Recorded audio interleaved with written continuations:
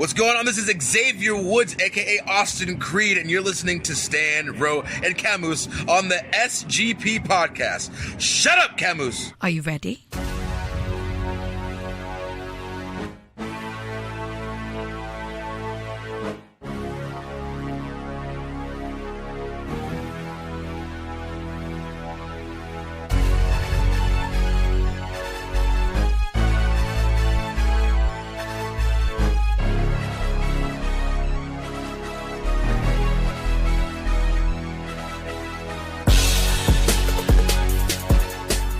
You're listening to the SGP podcast. You are listening to the longest-running weekly episodic Filipino wrestling podcast. This is the SGP podcast. Stancy and Romaran working from home tonight because the rain was such a bitch tonight. Oh, biglang dumating. Yeah, out of nowhere. Well, you're not working from home. You have an interview today that is very important, and you went all the way out for it. Yeah, I went all the way up north to Balintawak to meet a certified legend in Tajiri. He is here in the Philippines for MWF 8 Halalan. That is this Saturday at in the Venice Grand Piazza, tama ba? Yeah, I keep getting these it's venues mixed up. MWF 8 Halalan Special 2K19. That is a very long title. Name. Yeah, I believe that's the whole name of the show, if we're going by the posters. So yeah, it's in Venice Piazza. You know it as the Venice Piazza with the Judge Bridge and the canals. But the place where they're actually holding the ring in is this medyo parang abandoned courtyard na ginawa nila parking. So It's not actually near the canals and the water. Wait, so kung abandoned parking, then that means it's outside? No, it's in a wing of the mall that isn't as populated. So parang may mga fast food doon, may mini stop doon, pero it's also like pretty empty. Mm-hmm. Yeah, clearly I haven't been to that part of BGC, so I'm not as familiar. But yeah, it should be an exciting weekend for local wrestling because, as Tajiri would go on to tell me himself, he is setting records again. He's the first Japanese wrestler to perform for MWF, just like how he was part of the first local show that was staged by Japanese promotions, and he also talks about Joshi+Jam there. So we get to talk about a lot of topics. It was a very fun conversation. I asked about riding with a very young John Cena. We talked about him tagging with William Regal, how he got started in the business, how a guy from Japan eventually made it to the US. So yun mga pinag-usapan namin. And he also gets to share yung philosophy niya about wrestling with me, which, you know, as someone who it would consider myself na a hardcore geek about wrestling, it's pretty interesting to see where he comes from at, you know, the age of 48. So it's something that you'd definitely be interested in later on in the podcast. Definitely can't wait for that. So at this point, I think we got to explain real quick why Camus isn't here. He's off being a consultant again. Yeah. He has adulting things to do. Yeah. In the morning. So good luck to him in his endeavors. So that's why it's just me and Ro pulling the weight of this week's episode. I guess to start things off, the big news coming out is that Turner is back in the wrestling business, and that's pretty much what they tweeted out sa TNT Sports na Twitter account. Yeah, just earlier tonight, as we record this, they announced that AEW is coming back to TNT Drama. I don't know what that channel is exactly about.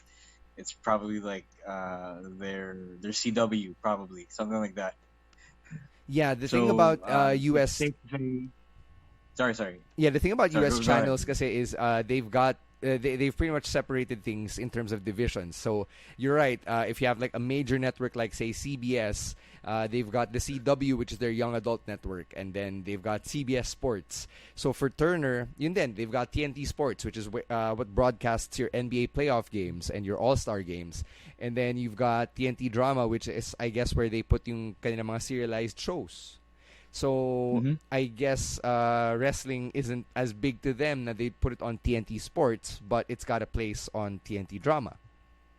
Which makes sense, man. And the good thing about this is that even before they put on Double or Nothing in a couple of weeks, next week, we already know that AEW has a TV deal. So it's not just a pay-per-view company.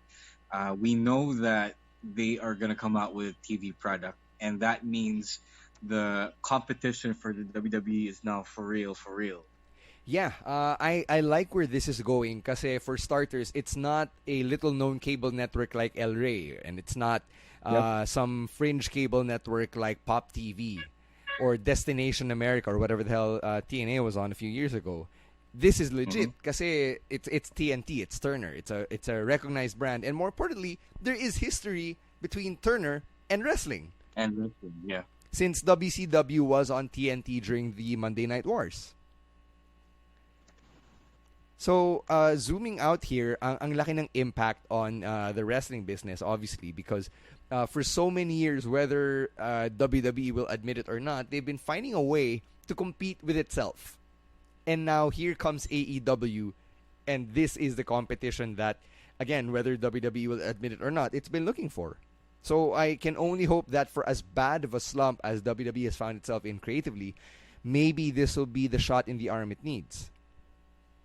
Well, they're gonna have they have a few months to get the ship right, because I'm guessing the AEW TV show won't be around until the fall, maybe, when new shows are usually debuted.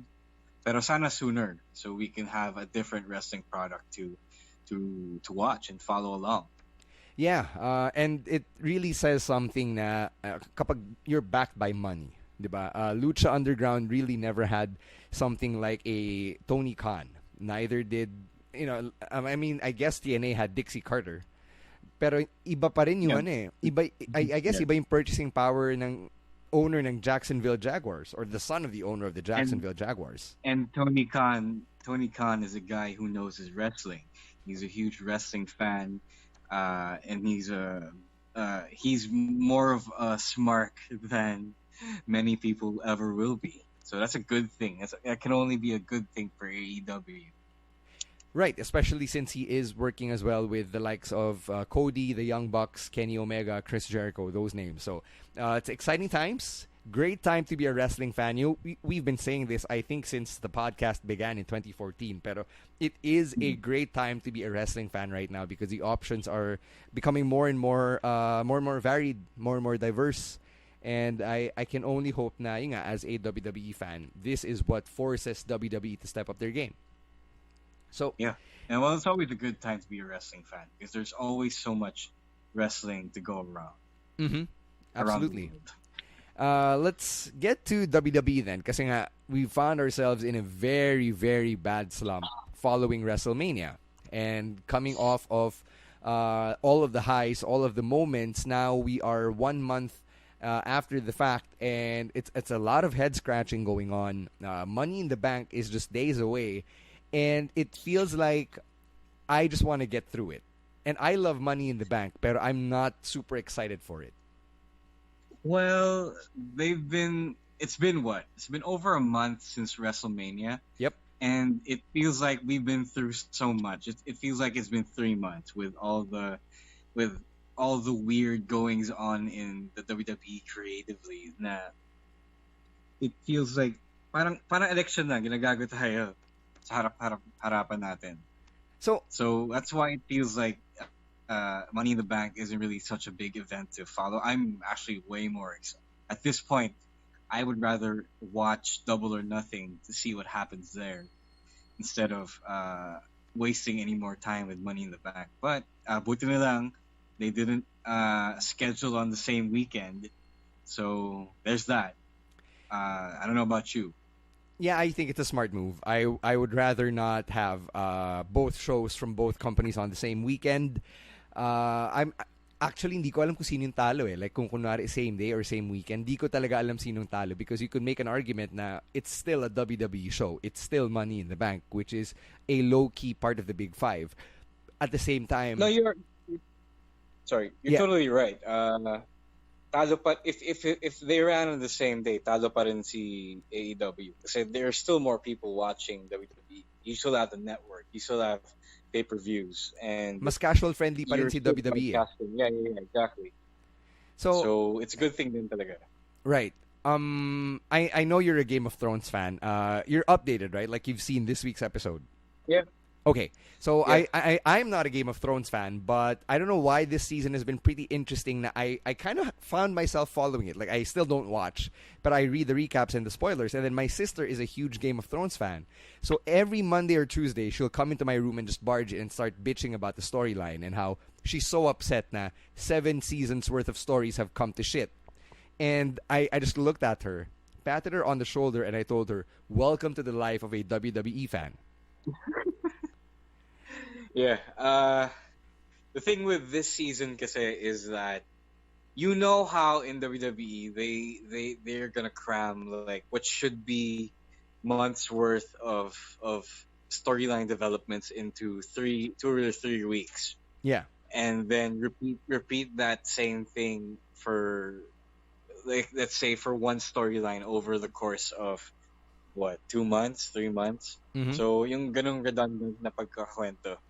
So the Game of Thrones season right now, the very last season, is condensed to 6 episodes. So this week has been week 5.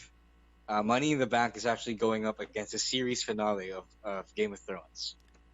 So everything that should be drawn out in a season that should be 10 episodes long at the very least is being crammed into these 6 episodes, and yung mga nuances nawawala, and that sounds familiar. It does. Anyone who follows WWE. Right. I mean, for starters, we bitched about the wild card rule last week, and just 2 weeks in, it's hard to keep track. Like, I'm not sure, tatlo lang ba talaga? Is it 4? Is it 5? Does a tag team count as 1 superstar, or are they counted as 2 superstars? You know, this London set of tapings from this past week, I really lost count. Hindi ko na alam kung sino yung talaga nagka-crossover. I forget that the Usos are a Raw tag team because they didn't appear on Raw, but they appeared on SmackDown. So it's safe to say that the brand split is unofficially over. Yeah, pretty much. I think it is low-key dead. It sucks because I really love the brand split. I think at this point, they're only keeping it around for the purposes of touring. Para alam mo, okay, SmackDown's coming to town. Sina Roman Reigns to. Oh, Raw's coming to town. It's Seth and AJ, right? But other than that, I don't really think there's much of a distinction anymore. And again, it's really problematic, and it bleeds into all of these stories going to Money in the Bank. Well, rumors do say that Triple H is apparently the most frustrated in WWE right now. So if that is true, I don't blame him at all. Because we feel you. We feel him. We feel the pain. Yeah. We wish things were different, and I'm sure he wishes things were different as well. But this is where we are in 2019, in May 2019. So let's talk about Money in the Bank, and let's give you our predictions as we run down the card. Okay. First match on the... Or there are 11 matches on the card. Are you for real? Pre-show, so... Talaga? Yes. This is a very long card. Holy shit. And the good thing is there are only 2 Money in the Bank matches. Yeah, imagine if nagkatotoo yung rumor na there would be an NXT Money in the Bank match. Oh boy. Yeah. I don't think there was enough time for that anyway. So buti na lang, there's already enough people on the main roster for this to be a thing, and you got someone pulling double duty. You already know who that is. So let's start with that. Becky Lynch and her 2 title matches. Yeah. Versus Lacey Evans for the Raw Women's Championship, and versus Charlotte for the SmackDown Women's Championship. Which title does she lose here? I think she loses to Charlotte. Talaga? You think so? Yeah, I think she beats Lacey Evans, but she loses to Charlotte. Or she beats both women, but she loses to Miss Money in the Bank. Damn, that quick? Yeah. I do not think that Becky Two Belts will remain Becky Two Belts by the end of Money in the Bank. That is my prediction. But did they clarify that if you win the women's Money in the Bank, you cash in for both championships? No, man. I don't think you can challenge for both championships, but the way I see it, if it's, say, Alexa Bliss, then she challenges for Raw. If it's Mandy Rose, she challenges for SmackDown, diba? But we'll know this is the case if the women's Money in the Bank match goes on early on the show. Yeah, I'm pretty sure this is a safe bet to open the show. I think I'm gonna agree with that actually, and saying Becky retains both matches, but she'll probably barely retain Charlotte against Charlotte, and then someone will cash in and she'll lose one of the belts. Probably the Raw belt. Probably the Raw belt. Kasi ano rin eh, I mean, it's cool having one woman hold both championships, but in the end, hindi rin sustainable eh. Kasi you kind of hold the divisions hostage, which is sort of what we had when Brock Lesnar was Universal Champion. Oh wait. Let me take that back. I think it's gonna be the SmackDown belt, because I think they'll want to keep Becky on Raw, on the red brand, and then maybe continue the feud against Lacey Evans. So I think my best bet, let's segue that into the Money in the Bank women's match. I think the best bet to win there is Bayley. If we're gonna go with SmackDown, yeah, for SmackDown. Huh. I never thought about Bayley. I think I just stopped considering her altogether. My pick is actually Mandy Rose. Pwede rin. I wouldn't be opposed to that. That's probably a good move. Yeah, Mandy Rose is my pick to win Money in the Bank for this year. I've always believed that it's better kung heel yung nanalo eh. So that automatically cancels out all the baby faces in the match. Okay, yeah. Right? And among the heels, I don't think Alexa Bliss is going to be in the title picture anytime soon. Yeah, I'll agree with all of that. Yeah, so that takes out Bliss. Then you've got Mandy and... sino pa bang heel na nasa match na yan? No one, actually. Oh, there you go. Silang dalawa lang. There you go. Alexa and Mandy. Yeah, no, screw Ember Moon. Sorry. Yeah, she's not a heel. Yeah, she cut this promo on SmackDown this week in the back, na medyo weird, and she called herself unpredictable. And if you have to call yourself unpredictable, chances are you're not unpredictable. Okay. Yeah. So anyway. All right. I'm gonna go with Mandy Rose. I think it is possible that if Becky does stay on Raw with the Raw Women's Championship, then Mandy might be SmackDown Women's Champion by the end of the show. Pwede. Well, anything can happen at Money in the Bank. Then let's go back to the pre-show. It is Daniel Bryan and Rowan versus the Usos in a non-title match. This is really silly. This is super weird. Yeah, I don't get it either. I get na merong feud because apparently Daniel Bryan and Rowan are now Shane's lackeys, and the Usos are defending Roman, and then they fought over the vacated SmackDown Tag Team Championships. But I don't see the point of this.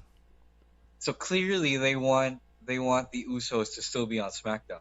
So why did you move them to Raw? You know what? To feud with the Revival. Nobody knows what's happening anymore. So dumb. Yeah, that's pretty much it. I think Bryan and Rowan have to win. I think they will win. Oh, naman. Kasi walang stakes eh. So why make the champions lose kung walang stakes, and if they're not even on the same show? The fact na walang stakes might just be what leads the Usos to win. Good point. Yeah, so watch out for that. I hope the champions win, though. Yeah, because again, it's a meaningless match. Right. Next is the Cruiserweight Championship match: Tony Nese versus Arya Daivari. It's gonna be a defense, successful defense for me. Okay, so I kind of stopped following 205 Live again, so I'm gonna have to pass over that. Yeah. They need the exciting champion right now, and Nese is that guy. So that's it. Mm-hmm. Next is the U.S. Championship match, a rematch from WrestleMania. Samoa Joe defending against Rey Mysterio. Oh, it is weird. I want to say that Rey wins, so that Kasi alam mong hindi pa matatapos yung feud nila. Yeah, I think this is their chance to have that match at Mania that they wish they had. Now, obviously, they could not because Mysterio was injured at the time. I also think that Ray wins because that sends Joe over the edge and makes him eventually attack Dominic, which escalates the feud. Which we all know is coming, yeah. Yeah, so I think they've set this one up pretty well. Now, even though I can telegraph where they're going from here, I'm actually excited. Right.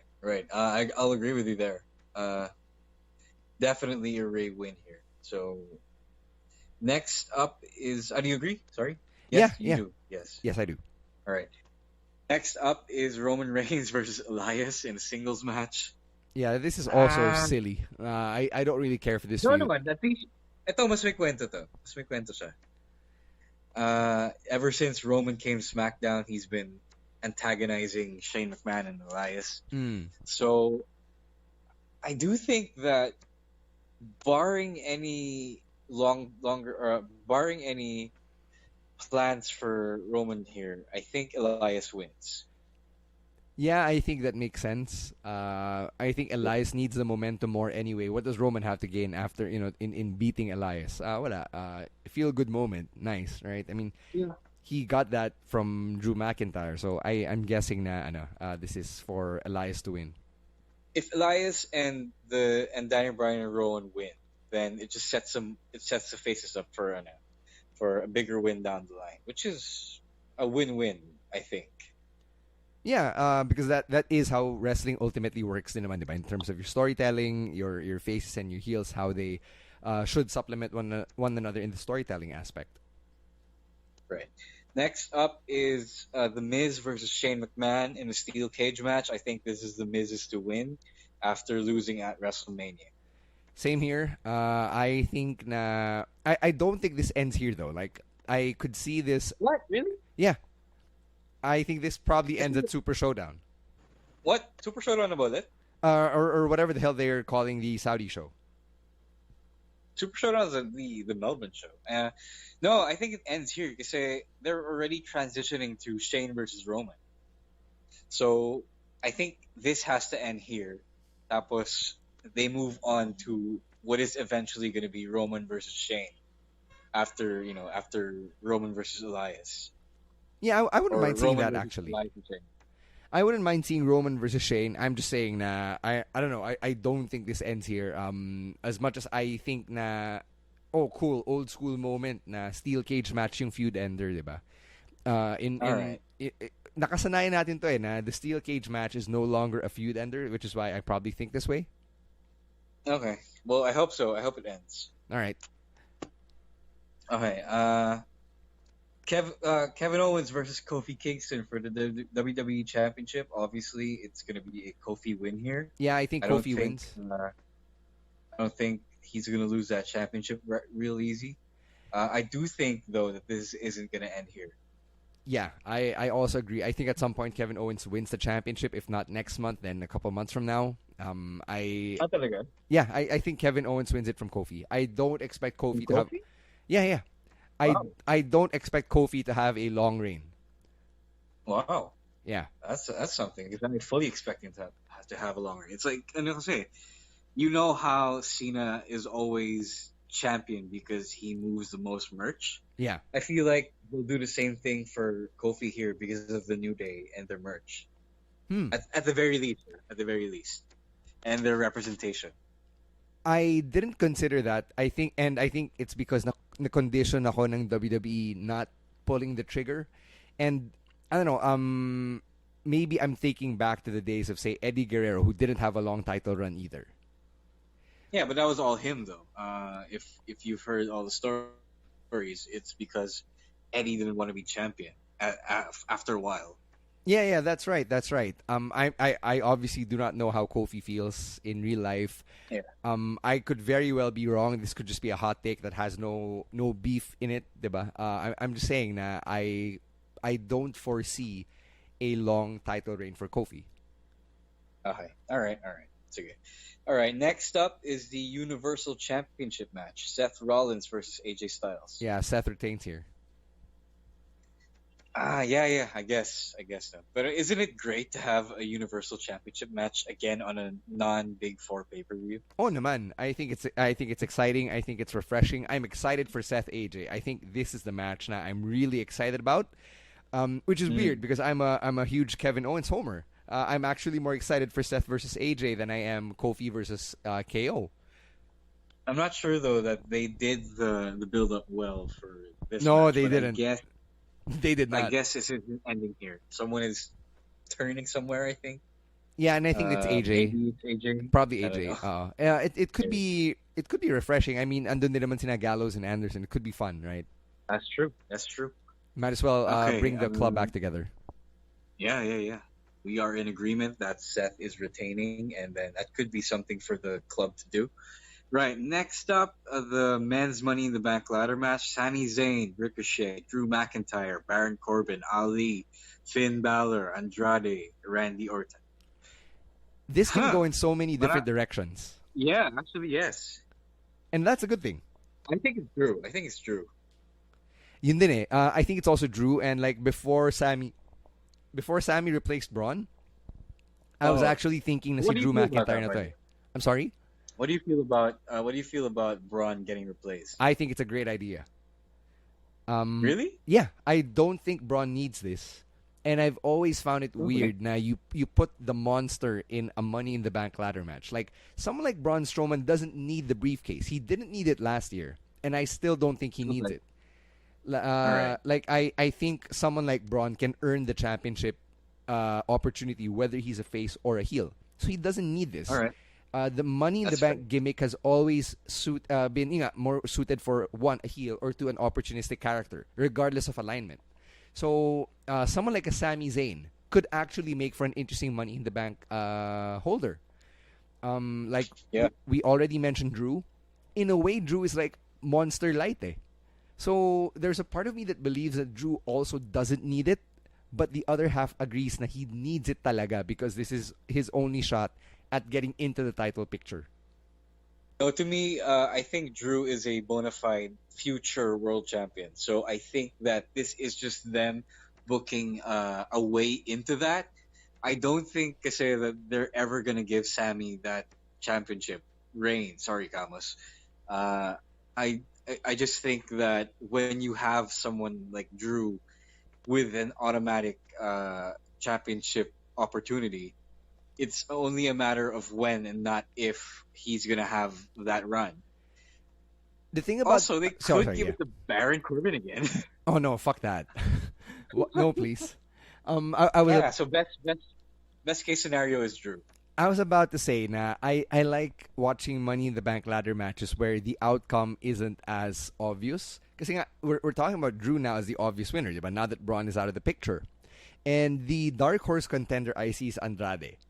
And Andrade is someone na pag nanalo siya, I would mark the fuck out. Right. It would surprise me and I would love it. Kasi he too is an opportunistic character. He too is an up-and-coming heel. And with Zelina by his side, diba? It could be an interesting progression for Señor El Dinero en el Banco, or however he translates it. Señor Dinero en el Banco. Yeah, Señor Dinero en el Banco. There. I actually can dig it. Like I hope he replaces the branding with yung Spanish translation. That'd be great. Yeah, I totally forgot about Andrade. Puede. I just think that out of everyone here, Drew is like the next new world champion. Yeah, I agree. In the pool. I think if we could rank it, I would say Drew 1, Andrade 2, and Sammy distant third, I guess, and then everyone else after. Yeah, probably. Yeah. Well, in the WWE's eyes, it's always going to be like a Randy Orton close third. But I guess andyan siya as like an insurance policy, diba? I'm not sure if you saw the spot on SmackDown this week where Andrade won the Fatal 4-Way and then he climbed up the ladder to get the briefcase. Did you catch that? That's wrestling logic. Yeah, it's wrestling logic. It's not going to be him. No. He didn't climb up and get it. Ricochet actually thwarted him. He came out because of the wild card rule. Tapos he hopped up to the apron, then springboarded himself onto the ladder and grabbed the briefcase. So that shit happened. So that shit happened, and my dad saw it. Sabi niya, oh, Money in the Bank na? It's SmackDown pa lang ah. And I'm like, no. It's just, one of those hype spots where they get people excited for Money in the Bank. And he's like, okay, so that Ricochet guy got it. Then what? I'm like, yeah, that means he's not going to win. Well, yeah. Well, that's pretty much all the matches that they have. It's 11 matches, and then I guess some of these bouts are going to be short, and like what we saw at WrestleMania. I think Becky Lacey is going to be short. Oh yeah, probably. Yeah. Yeah, that's it. Those are our predictions for Money in the Bank. Let us know what you think. If you have any violent reactions or hot takes you want to send our way, it is at the SGP Podcast, at Roiswar, at Caveman Camus, and at _Stancy. Now, all right. I believe it is time to get to our guest of honor for this week. So let's get to my interview with the Japanese Buzzsaw, Tajiri. Hello, WWE Universe in the Philippines. This is Charlotte, and you're with Stan, Ro, and Raph on the SGP Podcast. Woo! I'm sitting here across a bona fide Japanese legend. He has won many championships throughout his wrestling career. You may recognize him as a former WWE Cruiserweight Champion, former WWE Tag Team Champion, former WWE United States Champion, and he is the special guest at MWF 8 Halalan. This weekend, please welcome to the SGP Podcast, Tajiri. Tajiri-san, thank you so much for joining us. Hello, Philippines. How are you? Tajiri-san, I understand this is your second trip here to Manila. Mm-hmm. How is it so far? So last time is 5 years ago, yeah? Yes. Did you watch show, Joshi+Jam? Yes, I was Yeah? at Joshi+Jam. I actually met you backstage. Oh, yeah? Yeah. How old are you now? I am 29 now. It was 5 years ago. 20, you were 24. At the time, yes, correct. Yeah, so... How was show? I actually enjoyed Joshi+Jam because here in Manila, before Joshi+Jam, we didn't get a lot of wrestling. So when you guys came over, it was really exciting for us. There was you, there was Jiro Kurosho, the Bodyguard, Akira. I remember Mia Yim, a very young Mia Yim. Yeah. How did that come about? How did that show come together? So I was promoted to I was producer two companies, WNC and Reina, and both companies are same owner, and the owner's wife is Filipino. Okay. That's why he wanted to have one show in Philippines. Yeah. He spent many money. Okay, so it was very easy to just get involved and to come here. Yeah. When you came here, what was your impression, or what did you think of Manila, like before you came here? Before, many traffic and more dirty and looks more dangerous, but now everything changed. Okay. Still many traffic, but city is very clean and beautiful. You mentioned it's been 5 years, so do you remember how the Filipino audience was like 5 years ago? Audience was crazy, but no people, only 200? Yes. But crowd was very good, really good. I'm not sure if you remember that spot in your match where you got Irish whip to the audience and you fell on a fan. So you were pushed to the audience and then you fell on a fan. That fan was me. Yeah. So I actually caught you in that match. So like when Tarek Altayek and Mike Slitton told me that, oh, we're gonna have an interview Tajiri, I was excited because I have all these stories of us interacting. Like I saw you at WrestleCon last April at WrestleMania, and at this point your career is so long, 20 plus years, 25. 25 years. When you started as a wrestler, how was it like? Like, was it difficult or was it easy? No, easy. I started in IWA Japan. The owner was Victor Quinones. He was Puerto Rico, from Puerto Rico. American company in Japan. That was very different. So Japanese company is a very respect and carry bag and massage, Yes.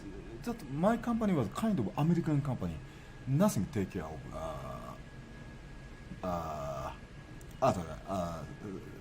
The veterans or the older wrestlers. Yeah. So you take care only of yourself. Yes. So how was that like for you? Because you expected it to be like a Japanese company, but it was different. So how did you adjust? Because I'm not so tall. All Japanese companies said, no, you can join, you can't join. So, but IW Japan, only IW Japan, yes, you come on. That's why I chose. Your height is like 5'6", 5'7", is that right? So even in Japan, are you considered small? It was 25 years ago. All wrestlers were very tall. Now many small wrestlers, but it was 25 years ago. So it wasn't long after that you found your way to the U.S. Was it because that company was an American company? That's why you were able to find your way to America? No, I wanted to go to Mexico because Victor Quiñones has many connections to Mexico, U.S., all over the world. I wanted to go to Mexico. That's why I choose that company. I see. So in Mexico, with which company did you work with? Were you with CMLL? CMLL.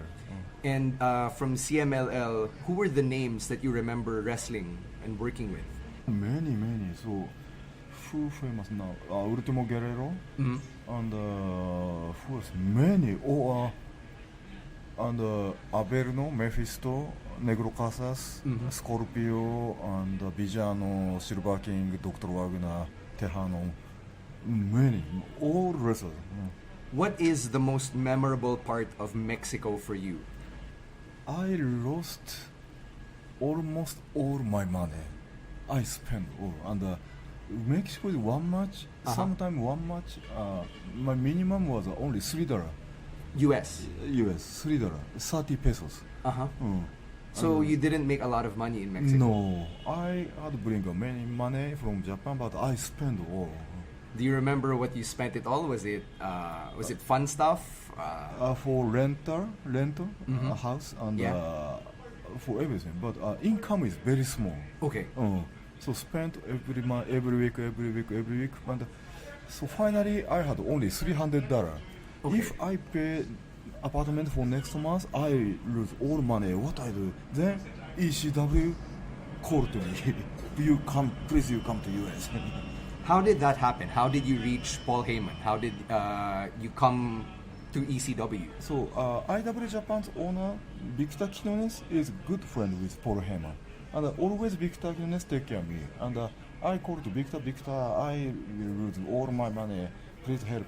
And Victor talked to Paulie, and Paulie watched my match. Yes. And he chose me. At the time, did you already speak English well? No. But I speak Spanish more than English. Okay. Because I was living in Mexico 2 years. Yeah. And first time I met to Paul Heyman, I said, mucho gusto. I couldn't say, nice to meet you. Yes. So how did you talk to Paul Heyman? Did he speak Spanish as well? Or did you find someone to translate? Language is not so important because we are wrestlers. Yes. Paul is not a wrestler, but kind of wrestler. And so communication is more important than language. What do you remember most about Paul Heyman? Or working for Paul Heyman? So me and Super Crazy, we don't have visa, working visa, US working visa for 1 year half. Wow. Yeah, and but Paul say always okay. 2 weeks. So 1 year half, he said 2 weeks. Did you eventually get it, or? Yeah, finally, immigration catch Crazy. Yeah. Then he went to kind of jail. Yes. And then Paulie started to make, and we after 2 weeks we really got visa. Wow. Who was your favorite opponent from ECW? Crazy and Sandman. So the cruiserweight style, a lot of people associate you with cruiserweight wrestling. What is it about it that you like the most, cruiserweight wrestling? I liked, but now I don't care cruiserweight style. Now I'm very old school. When you say old school, what do you mean? I use only 2-3 stuff only in one match. And more psychology. Okay. So it's mostly psychology and just 2 or 3 moves. From ECW, did you go straight to WWE?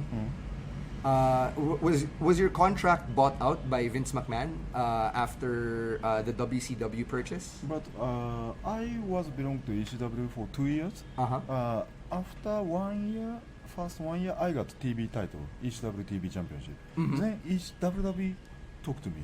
Please, you come on. But still, I like the ECW. I didn't go. You didn't go to WWE yet? Yeah. And right before close ECW, so still I was with Victor Quinones. Yes. And Quinones was a WWE Asian agent. Okay. Yeah. And Vince talked to Quinones, hey, I want Tajiri and Rhino, only 2 guys from ECW. Yeah. Then we went to that was in 2001, right? It's funny that you went together with Rhino to WWE and then eventually you became a tag team. And in WWE, you had a lot of tag team partners. Who was your favorite tag team partner? William Regal. William Regal. Let's talk about that because when I started watching wrestling, I remember you and William Regal as tag team champions, and it was one of the funniest bits on Raw. Was it easy for you to be a comedy act with Regal? We didn't act. That's rare. Always like that. We were always like that. Okay. Was it something you would talk about, like Regal will say, "Hey Tajiri, we're going to do this and that," and then you'll just play off of each other? How easy or how difficult is it to work with someone like William Regal? So somebody hate. No, many guys hate William Regal. Why? Hey, because he's crazy. Okay. And many wrestlers ask me, "Hey, Tajiri, why you can stay with Regal? Why? I can't talk. I don't like to talk with him." Many wrestlers ask me. So why? Why could you talk to Regal, or why were you friends with Regal? I like him. You like Regal. You don't know what you like about Regal. What is your best William Regal story? Many, so I can choose. Like the one that you can remember right now, and is there something that you guys did on the road or in the ring? Yeah, we were always together, so we drive together a long time. So, and I have stayed in his house 2 times maybe. He likes snake and scorpion and what else? As in, he had real snakes and scorpions as pets. He has maybe 150 pets in his basement. Wow. As these are poisonous snakes and scorpions. And Regal feed cockroach to them. And one time I went to pet shop with Regal. Hey, what you buy? I buy 100 cockroaches. Then he put cockroach to my bag, inside my bag. Yeah. Did you freak out? Yeah. I can imagine.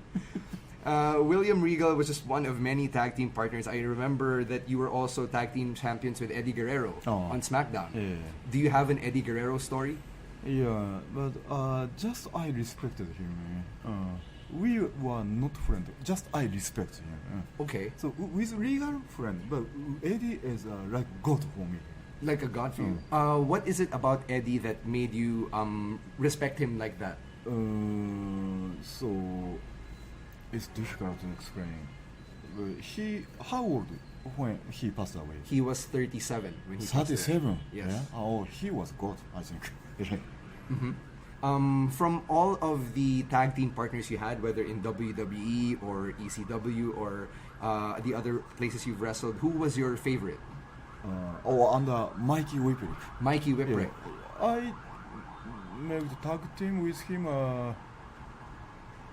last December in Canada. How is it like to work with Mikey Whipwreck? So before match we never talk about match, but on the ring, just eye contact, we did good moves. So natural born tag partner, I think. Okay. You were in the WWE for a good number of years, I believe like 5 or 6 years, is that correct? How is it to, can you describe one day as a WWE superstar, like when you including the driving, going from one city to another. Can you describe that for me? Yeah. So after show, we eat, right? Yes. And 7 times in 10 times, 7 times of 10 times, we don't pay. Somebody pay for us. Somebody else paid for your I say, food. please check. No, already he paid. Oh, really? Then I go. Thank you for buy dinner. It's no problem, but please give me sign. So it's a fan who just wanted an autograph or a picture afterward. Yeah. So that happened a lot to you? Every day. Like that. When you were on the road with WWE, right, you would drive from city to city, long drives. Would you be the one driving or would you be the one in the back seat? Back seat. You never drove? No. When with William Regal, I drive always. But when SmackDown, I drive with John Cena. He likes drive. I'm always back seat. Okay. This was when John Cena was very young, right? Yeah. What do you remember about John Cena from that time? You know this move? Yes, the You Can't See Me. Yeah. He asked me first. Hey, Okay. Tajiri, what do you think about this? As in the You Can't See Me gesture. Before he started. I said, oh, it's cool. Okay, I do tonight. Then he started. So you were one of the first people that he workshopped it with. Okay. How was he like? Was he a funny guy? Was he? Oh, same as on the ring. Same, cool. Very Same cool. guy. Yeah. Okay. Is there any John Cena story that I would not expect to hear from someone like you? So, John was what's his name? Prototype, right? Yes, a prototype. Prototype came to SmackDown 2 times and pay-per-view against Chris Jericho 2 times, but both shit match, Okay. He dropped. He went back to OVW again. Yes. But after that, he came to a SmackDown European show, Okay. and he in Europe we move in same one big bus, Okay. and John did a rap in bus, rap. Okay. Yeah. He rapped on the bus. Yeah. And everybody really laughed. It was very funny rap. And Stephanie McMahon was there, and Stephanie surprised. For Stephanie it was very surprised. Hey John, why you can rap, but why you don't do on the ring? I write your rapper story for next SmackDown. Then from next week, John start rap in SmackDown. Then he breaked. And then it took off. Yeah. So you were there when it happened on the bus. Yeah. So all of you guys loved it. I see. In WWE, who was your favorite opponent? Rey Mysterio and Chris Masters. Okay, wow, that's those are 2 names I didn't expect to hear together. What did you enjoy most about Chris Masters? Because he's very different from you. Yes, but he's really good wrestler. It's very easy to work with him. How about Rey Mysterio? Very hard to work because many moves, but really enjoy it. Okay, interesting. I really didn't expect that.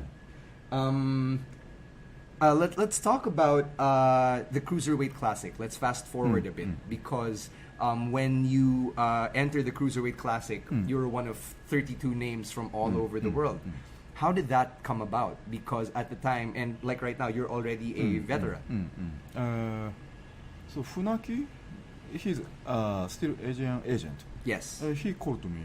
Hey Tajiri, please come back to WWE. Why? I don't know. Triple H says. And in US, I heard from William Regal. When start to talk about the Cruiser Classic, in first time meeting, so Triple H say, so who choice? Who choice? Who is a good wrestler? And the Triple H write my name first. Wow. It's just William Regal says. Interesting. You made it to the second round of that tournament. Yeah. How was it like working with all those names in the Cruiserweight Classic? I didn't know all other guys. Only Ibushi and Tozawa. I didn't know Zack Sabre, TJP. I didn't know nobody. So you've never met them before? Never. Okay, no, that's interesting because Zack Sabre Jr. would already go to New Japan back and forth at the time. I don't watch New Japan. I don't watch New Japan. I was nothing. Okay. So coming out of the Cruiserweight Classic, you had a quick stint at 205 Live, right? Was it an injury that sidelined you? Yeah, but my knee is very fine now. So okay. There are 3 doctors in WWE. Yes. All after injury, all 3 doctors have to say yes, you can walk.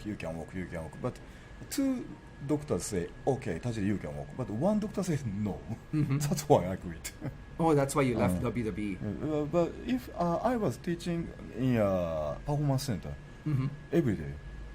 You were teaching at the Performance Center? Yes. Do you remember which NXT wrestlers you worked with? NXT wrestlers, yeah. Do you remember the names?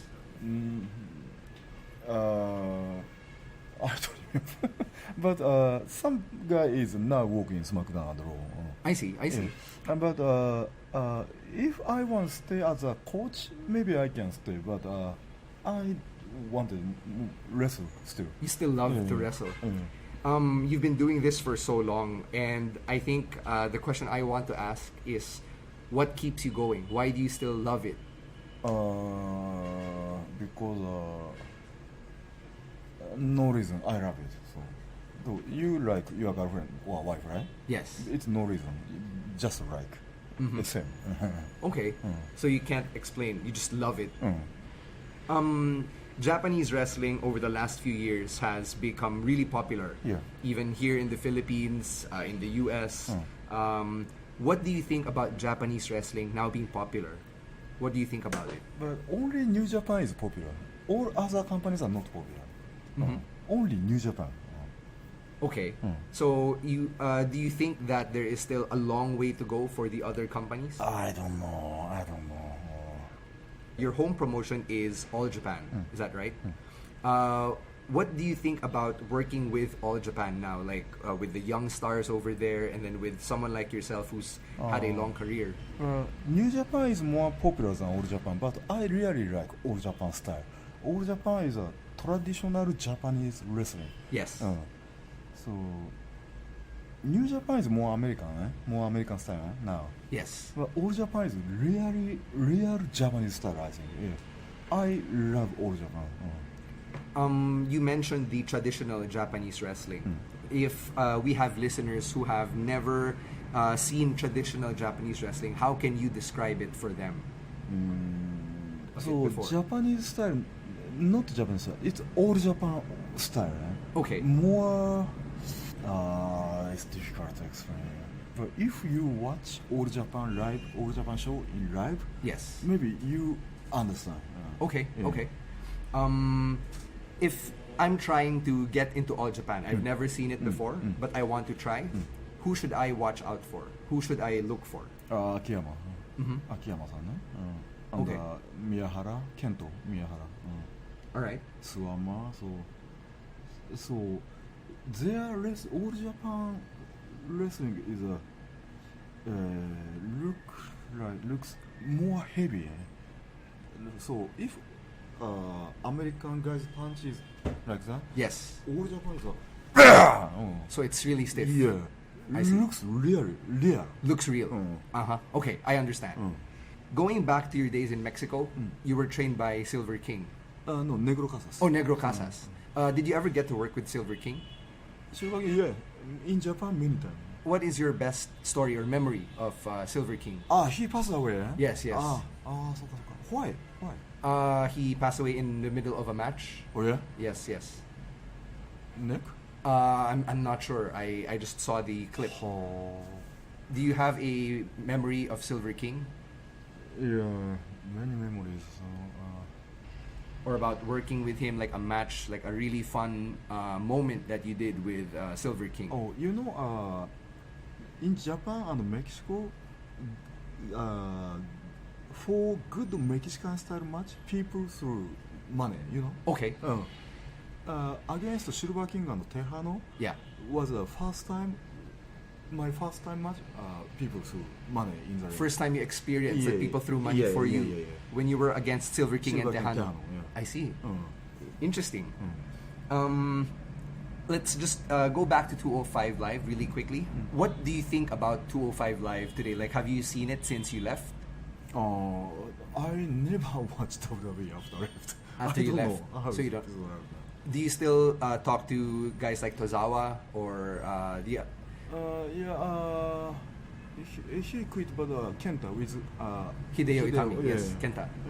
So you still talk to Kenta? Yeah. Okay. But from the current WWE superstars, you don't really get to talk to them? No. Sometime with William Regal. Sometimes with William Oh. Regal. Okay. Your time there on 205, did you enjoy? Did you like it? No. No. Can I ask what you did not like about it? Long time ago when I was belong to there, 15 years ago, Yes. WWE was more, how to say, more free. Mm-hmm. More But freedom. Now, like a school. Like a school, Yeah, okay. Performance center. Uh-huh. Everybody go to there, take lesson, maybe 2 hours, 3 lessons every day. I didn't like it. You didn't like it. So it made it easy to leave when you got injured. Yeah. I see. Yeah.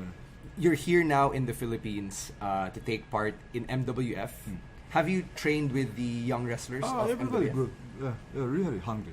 Really hungry. Yeah. Yes. And but they need more small point. But already they have good ability. Okay. Good ability and just really hungry guys. Yeah. If I stay here maybe 6 months, teach them every day, maybe they will be really good wrestlers. At this point, at 48 years old, what is the one thing you want to teach a young wrestler? Basic, more basic. I teach only basic.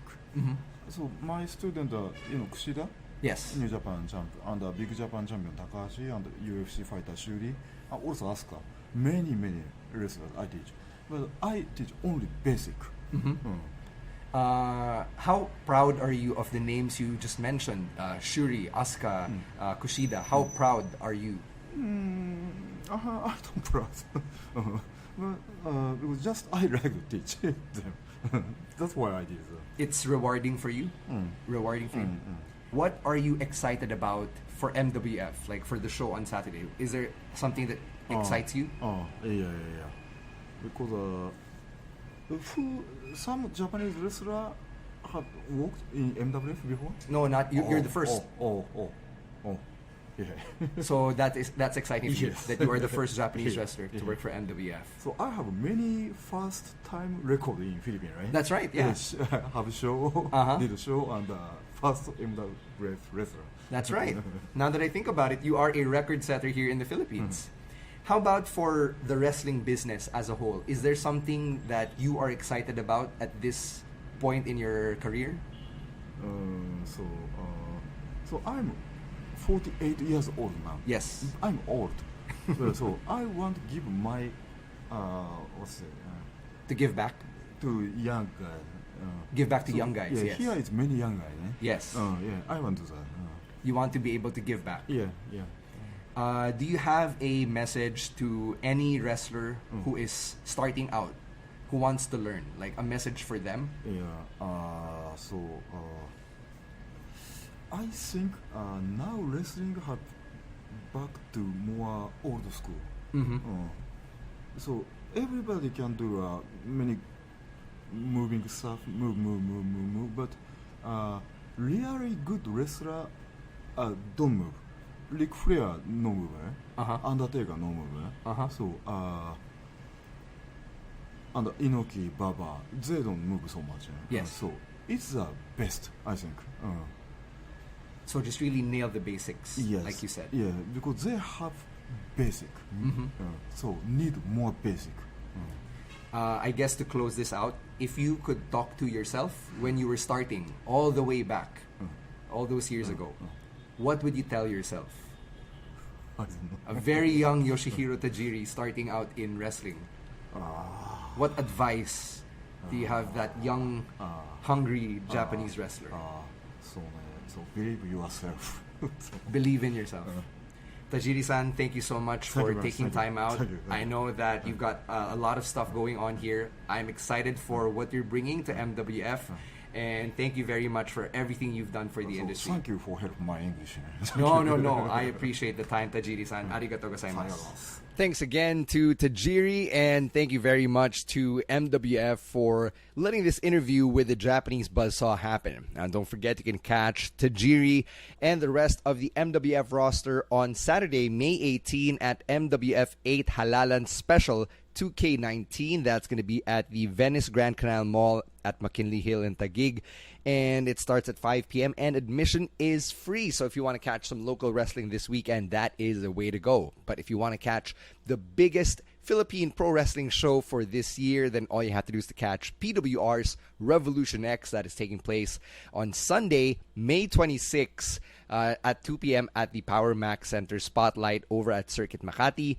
As always, we've got the discounted rates, so just hit your boys up. You can always message us and ask for the discounted rates of 399 pesos for one ticket and 1,099 pesos for a Barkada bundle. And at the gate, tickets will be sold at 450 pesos each. So medyo malaki matitipid mo if you get the discounted rates right now. Right? We've also got lots of merch that we're selling. Huge matches. You've got Cuatro taking on Ralphie Mabayashi for the PWR Championship. You've got that three-way for the PHX Championship. John Sebastian defending against Vlad Sinsik and Chino Ginto. All Out Warla featuring Martivo defending against Dax Javiera for the All Out War Championship. And you've got the three-way tag team match between the YOLO Twins, the Naughty Boys, and the Kakai Bros for the PWR Tag Team Championships. That's going to be insane. Alexis Lee takes on Crystal in an interpromotional matchup. You've also got my boys, Main Max and Sandata, MSG, the Mr. C group of talents, taking on the Mega Pogies, or Chris Panzer and Ken Warren.